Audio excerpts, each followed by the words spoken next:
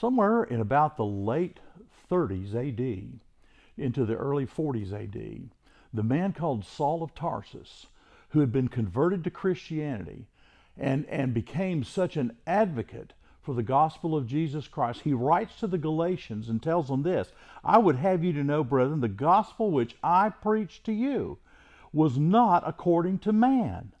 Neither did I receive it from man, nor was I taught it, but I received it through revelation of Jesus Christ. And he goes on to say that he was at that point, he had been advancing in Judaism, he said, beyond many of his contemporaries, and was even more zealous in the ancient traditions.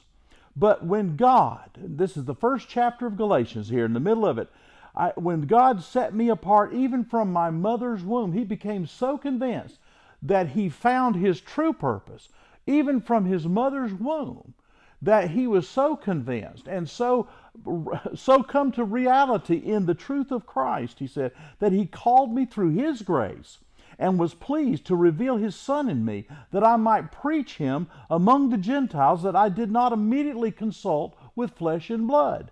Nor did I go up to Jerusalem where the apostles were, but I went to Arabia, and there returned once more to Damascus. Then 3 years later I went up to Jerusalem, became acquainted with Cephas, and stayed with him 15 days. And on he goes.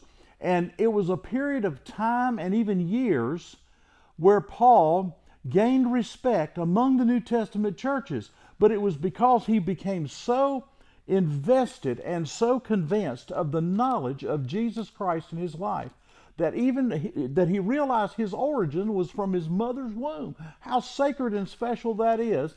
And the purpose of Paul, so clear-cut that he lived it and practiced it to the very day he died.